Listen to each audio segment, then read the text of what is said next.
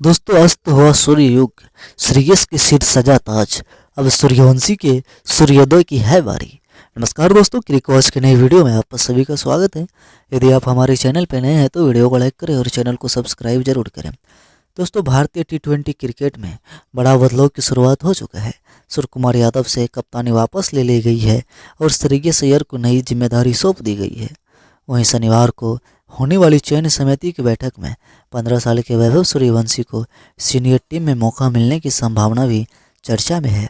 यह बदलाव संकेत देता है कि टीम इंडिया अब 2028 ओलंपिक और अगले टी20 विश्व कप को ध्यान में रखकर नई पीढ़ी की टीम तैयार कर रही है। दोस्तों आईपीएल 2026 के खत्म होते ही भारतीय क्रिकेट में एक बड़ा बदलाव की शुरुआत हो गई है। टी20 विश्व कप जीतने वाले कप्तान सूर्य कुमार यादव को कप्तानी पद से हटा दिया गया है और उनकी जगह श्रेयस अय्यर को भारतीय टी20 टीम की कमान सौंपी गई है। यह फैसला सिर्फ नेतृत्व परिवर्तन नहीं है दोस्तों, बल्कि भारतीय क्रिकेट की नई सोच का संकेत भी माना जा रहा है। शनिवार को चयन समिति की बैठक में इंग्लैंड आयरलैंड दौरे और एशियन गेम्स को लेकर चर्चाएं अहम फैसला होना है, लेकिन उससे पहले ही कप्तानी को लेकर तस्वीरें साफ हो चुकी है। अब नज़र इस बात पे होगी कि नई सोच के तहत टीम किन खिलाड़ियों को मौका दे सकती है। दोस्तों सूर्य कुमार यादव ने भारत को टी20 विश्व कप जिताया था, लेकिन पिछले करीब 1.5 साल में उनका व्यक्तिगत प्रदर्शन उम्मीदों के अनुरूप नहीं रहा।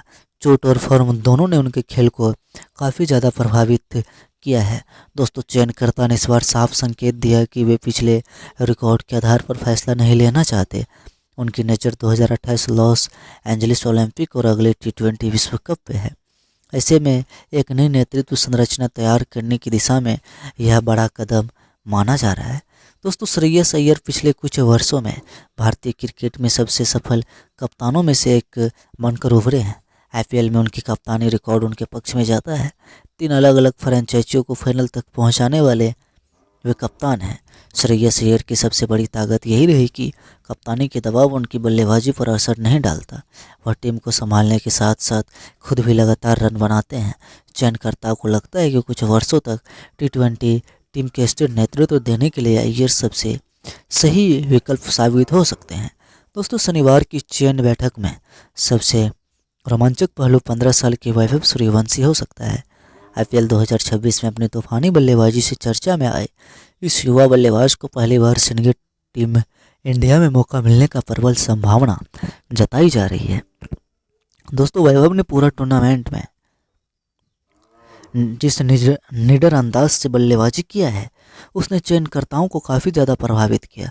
कम उम्र के बावजूद बड़े मंच पर उनका आत्मविश्वास और आक्रामक खेल उन्हें बाकी युवा खिलाड़ियों से अलग बनाता है।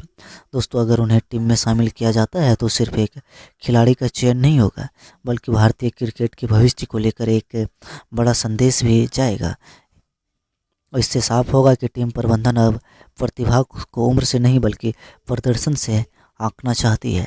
दोस्तों नई टी20 टीम में तिलक वर्मा की भूमिका भी बढ़ सकती है। रिपोर्ट के मुताबिक उन्हें उप कप्तानी की जिम्मेदारी सौंपी जा सकती है। एशियन गेम्स में तो वह कप्तानी के दौर में भी बताए जा रहे हैं। ये संकेत है कि चयनकर्ता सिर्फ कप्तान नहीं बदल रहा, बल्कि एक नया नेतृत्व समूह तैयार कर रहा है। श्रेयस अय्यर, तिलक वर्मा और अन्य युवा खिलाड़ियों के इर्द गिर्द भविष्य की टीम की रूपरेखा बनाई जा रही है। दोस्तों टीम चयन से जुड़ा एक और दिलचस्प सवाल भुवनेश्वर कुमार को लेके है।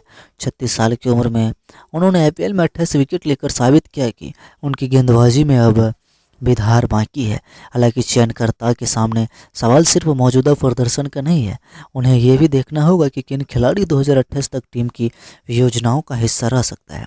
दोस्तों ऐसे में भुवनेश्वर को लेकर फैसला आसान नहीं होगा। इस पूरे घटनाक्रम से एक संदेश साफ निकल कर आता है कि भारतीय क्रिकेट अब सिर्फ अगली सीरीज नहीं बल्कि अगले 4 साल की रणनीति को तैयार कर रहा है। सूर्य कुमार यादव से कप्तानी वापस लेने का फैसला बताता है कि चयनकर्ता अब अतीत की उपलब्धि की बजाय भविष्य की जरूरतों को ज़्यादा महत्व दे रहा है। श्रेयस अय्यर को कमान सौंपना और वैभव सूर्यवंशी जैसे युवा खिलाड़ियों पर नज़र रखना उनकी इसी सोच का हिस्सा है। दोस्तों शनिवार को चयन समिति की बैठक कई सवालों का जवाब दे देगी, लेकिन इतना तय है कि भारतीय टी20 क्रिकेट एक नए दौर के दहलीज पर खड़ा है। श्रेयस अय्यर के नेतृत्व में टीम इंडिया भविष्य की ओर एक कदम बढ़ा रही है, जहां अगले 4 साल तक तैयारियां शुरू हो चुकी है। दोस्तों एक बार फिर से आपको बता दें कि अजीत अग्रकर की अगुवाई वाली चयन समिति की शनिवार को बैठक होनी है।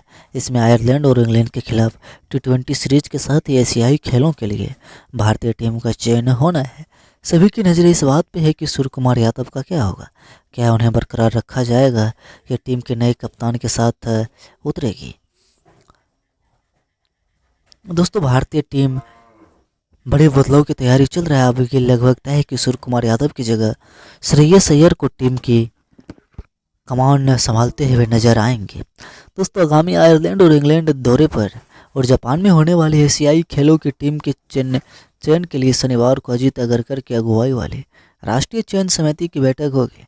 भारत को 26 और 28 जून को आयरलैंड के खिलाफ 2 T20 मैच खेलना है, जबकि इंग्लैंड के खिलाफ 1 जुलाई से होने वाली सीमित ओवरों की सीरीज में 5 T20 और 3 वनडे मैच खेला जाएगा। दोस्तों एशियाई खेलों का आयोजन इस साल सितंबर-अक्टूबर जापान में होगा। इसके लिए टीम की घोषणा जल्दी हो रही है क्योंकि आयोजकों ने डेडलाइन पहले ही रखी है। यह माना जा रहा है कि मुंबई इंडियंस के युवा बल्लेबाज तिलक वर्मा T20 टीम के नए कप्तान होंगे, जबकि 15 साल के वैभव सूर्यवंशी को भी सीनियर टीम में पहली बार जगह मिल सकती है। दोस्तों सूर्य कुमार यादव से सिर्फ कप्तानी ही नहीं छिनेगी, बल्कि वह टीम से भी बाहर किया जा सकता है। सूर्य कुमार यादव की कप्तानी में भारत ने इस साल ही T20 विश्व कप का खिताब जीता था, लेकिन पिछले कई महीनों से वह फॉर्म में नहीं है। दूसरी तरफ 31 साल के श्रेयस अय्यर T20 विश्व कप का हिस्सा नहीं था, लेकिन अब माना जा रहा है कि वह नंबर 4 के स्थान पर जगह ले सकता है। IPL में कप्तान के तौर पर श्रेयस अय्यर का प्रदर्शन काफ़ी लाजवाब शानदार रहा है। उन्होंने अपनी कप्तानी में Delhi Capitals, Kolkata night Riders और पंजाब किंग्स को फाइनल तक पहुंचाया है। 2024 में उनकी ही कप्तानी में KKR ने खिताब अपने नाम किया था। दोस्तों 3 अलग अलग टीमों को IPL फाइनल तक पहुंचाने वाले श्रेयस अय्यर एकमात्र कप्तान है जिससे उनकी लीडरशिप को लेकर और भरोसा बढ़ गया है। इतना ही नहीं, कप्तान की जिम्मेदारी के बावजूद श्रेयस की बल्लेबाजी पर कोई असर नहीं पड़ा और इस साल IPL में उन्होंने दमदार बल्लेबाजी भी किया है। दोस्तों मुख्य चयनकर्ता अजीत अग्रकर ब्रिटेन दौरा और एशियाई खेल के लिए 2 अलग अलग टीमों का ऐलान करेंगे। वेस्टइंडीज़ के खिलाफ घरेलू सीमित ओवरों की सीरीज होने के बावजूद एशियाई खेलों के लिए भारतीय क्रिकेट कंट्रोल बोर्ड अपना सर्वश्रेष्ठ टीम चुनेगी। एशियाई खेलों में तिलक वर्मा टीम के कप्तान हो सकते हैं और वैभव सूर्यवंशी भी इस T20 टीम का हिस्सा हो सकता है। दोस्तों इस नए दौर के लिए कुछ नए चेहरे को भी मौका मिल सकता है, जिसमें तेज गेंदबाज प्रिंस यादव होंगे, लेफ्ट आर्म स्पिनर हर्ष दुबे शामिल होंगे और अफगानिस्तान के खिलाफ टेस्ट और वनडे में जगह मिली है। दोस्तों चयनकर्ता मोहम्मद शमी से काफ़ी आगे बढ़ चुका है, लेकिन यह देखना दिलचस्प होगा कि भुवनेश्वर कुमार की टीम में वापसी हो पाती है या नहीं। भुवनेश्वर ने इस IPL सीजन में 36 साल की उम्र में दमदार प्रदर्शन किया था और 28 विकेट अपने नाम किया था। भुवनेश्वर सपाट पिच पर काफ़ी कारगर साबित होता है और इंग्लैंड की परिस्थिति में टीम के लिए काफ़ी फायदेमंद, भरोसेमंद और बढ़िया बल्लेबाज साबित हो सकता है। दोस्तों सूर्य कुमार यादव को कप्तानी से हटाए जाने की खबरें से पूर्व भारतीय क्रिकेटर और प्रख्यात कमेंटेटर आकाश चोपड़ा सहमत नहीं है। उन्होंने सूर्या को विश्व कप जीतने के तुरंत बाद कप्तानी से हटाने जाने पर काफ़ी ज़्यादा आपत्ति जताई है और कहा कि ये बात मेरे पले से बाहर है। दोस्तों अपने YouTube चैनल पर सूर्या को कप्तानी से हटाए जाने की खबर पर बात करते हुए आकाश चोपड़ा ने कहा कि मैं समझ सकता हूं कि आपको अगली 2028 साइकिल की तैयारी करनी है, लेकिन अभी तो उन्होंने वर्ल्ड कप जीता है। वर्ल्ड कप जीतने के बाद एक भी मैच नहीं खेला है। आखिरी बार जब सूर्य कुमार यादव ने कोई मैच खेला था तब उनके हाथ में ट्रॉफी दिलाई थी। रेसी में इतना जल्दी ये कैसे हो सकता है, ये गलत है। दोस्तों ऐसा हम नहीं, आकाश चोपड़ा का कहना है। दोस्तों आकाश चोपड़ा ने आगे कहा कि अभी आपके पास सोचने के लिए बहुत समय है। अगले 2 साल में 2028 के साइकिल तक 50 T20 मैच खेली जाएगी और आप अचानक सूर्य कुमार यादव को बाहर कर दोगे तो ये बात मेरे गले से नहीं उतर रही है। बहुत ईमानदारी से मैं बताऊं तो ये निर्णय मुझे नहीं समझ में आ रहा। दोस्तों ऐसा हम नहीं, आकाश चोपड़ा कह रहे हैं। मुझे लगता है कि शायद ये खबर सही हो जाए। मुझे ये भी लगता है कि 2028 तक नहीं होंगे सूर्य कुमार यादव। आपको किसी और की तरफ देखना होगा। 4 नंबर का स्पॉट मिडिल ऑर्डर में खाली होगा। तो ये बात भी सही है कि पिछले 1-1.5 साल से वो न्यूजीलैंड वाली होम सीरीज जो वर्ल्ड कप से पहले खेली गई थी उसके अलावा रन नहीं आया है। मैं ये सब समझ सकता हूँ, पर आखिरी बार जब भारत के लिए सिक्का उछाला गया था तो हाथ में ट्रॉफी थी। मुझे तो लगता है कि सूर्य कुमार यादव को 1-2 सीरीज में मौका मिलना चाहिए था। उन्हें कप्तानी छोड़ने के लिए पूछा जा सकता था। ड्रॉप करने की वजह से ड्रॉप करना मुझे लगता गलत है। एकदम से ऐसे दूध दूध में से मक्खी की तरह निकाल कर नहीं फेंकना चाहिए था कि काम हो गया तो चलो भाई। आकाश चोपड़ा ने अगले कप्तान के रूप में तिलक वर्मा ईशान किशन पर भरोसा न जताते हुए श्रेयस अय्यर का समर्थन किया। हालांकि श्रेयस अय्यर को एकाएक कप्तान बनाए जाने के समर्थन में नहीं दिखे। उन्होंने कहा कि अगले 5-6 महीनों तक सूर्य कुमार यादव को अंडर में श्रेयस अय्यर को उप कप्तान बनाकर देखो, फिर कप्तानी दो, तब एक स्मूथ ट्रांजैक्शन हो जाएगा। आकाश चोपड़ा सूर्य कुमार यादव को कप्तानी से हटाए जाने की खबर से पूरी तरह आश्वस्त भी नहीं दिखे।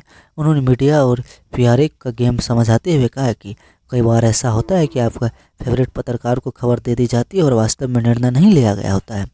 इसके बाद आज के सोशल मीडिया के दौर पर वह खूब बहुत तेज़ी से फैलती है, जिसका कोई आधार भी नहीं रहता। कई बार सोशल मीडिया का प्रेशर की वजह से बाद में वह खबर सही भी हो जाती है। आकाश चोपड़ा ने कहा कि जिस तरह से सोशल मीडिया में सूर्य कुमार यादव से हटाए जाने की लहरें दौड़ गई है, शायद ही वह कोई इंटेंस तरीके में नहीं सोच पा रहे होंगे। दोस्तों, आपको बता दें कि सूर्य कुमार यादव का बल्ला बीते 1-1.5 साल में काफ़ी ज़्यादा खामोश रहा है। साल 2026 के विश्व कप में वे भारत की ओर से तीसरे सर्वाधिक रन बनाने वाले बल्लेबाज रहे थे। संजू सैमसन और ईशान किशन के बाद उन्होंने भारत के लिए सर्वाधिक रन बनाया था। उन्होंने 242 रन 9 पारियों में बनाया था। दूसरे कप्तान जब वर्ल्ड कप जीता तो उसके दौरान उनके द्वारा बनाए गए रनों से भी सूर्या को लगभग बराबर या ज़्यादा रन है। मसलन जब धोनी ने भारत के लिए 2007 का T20 वर्ल्ड कप जीता था, तब उनके बल्ले से 154 रन ही निकले थे। और रोहित शर्मा ने 2024 का वर्ल्ड कप जीता था तो 257 रन बनाया था। विश्व कप से पहले न्यूजीलैंड के खिलाफ हुई 5 मैचों की सीरीज में सूर्य कुमार यादव ने 300 से अधिक रन बनाया था। हालांकि इस सीरीज से पहले उनके बल्ले से ज़्यादा रन नहीं निकला था और छोटे छोटे गेम खेलकर पवेलियन लौट जाते थे और शतक बनाने में लंबा समय लगा था। सूर्य कुमार यादव का करियर का सबसे निराशाजनक प्रदर्शन उनका IPL 2026 में रहा, जिसकी वजह से उन्हें कप्तानी जाने की चांसेस लग रहा है। उन्होंने अपने लिए स्टैंड सेट किया है, उसके मुताबिक प्रदर्शन भी नहीं कर पा रहे। सूर्य कुमार यादव रोहित शर्मा और विराट कोहली के बाद भारत के T20 अंतर्राष्ट्रीय में सर्वाधिक रन बनाने वाले बल्लेबाज हैं। उन्होंने 107 पारियों में 162 के अधिक स्ट्राइक रेट से 3272 रन बनाया हुआ है। दोस्तों, आपको बता दें कि इंग्लैंड और न्यूजीलैंड के बीच 3 टेस्ट मैच का सीरीज पहला मुकाबला क्रिकेट का मक्का कहे जाने वाले लॉर्ड्स के मैदान पर खेला गया। इस मैच में स्टार इंग्लिश बल्लेबाज जो रूट का बल्ला तो नहीं चला, मगर वह फिर भी इतिहास रचने में कायम रहा। रूट पहली पारी में 1 तो दूसरी में 8 रन बनाकर आउट हुआ। जो रूट है जब दूसरी पारी में बैटिंग करने आए तो इंग्लैंड के लिए टेस्ट क्रिकेट में 300 पारियों में बैटिंग करने वाले पहले बल्लेबाज बने।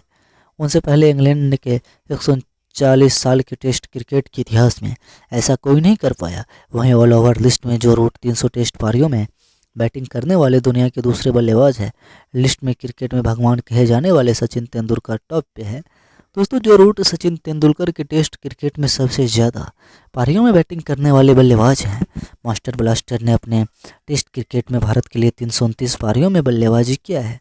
वही अब जो रूट 300 पारियों में बैटिंग करने वाले दुनिया के दूसरे बल्लेबाज बन गए हैं। दोस्तों, जो रूट अगर टेस्ट के रिकॉर्ड की बात करें तो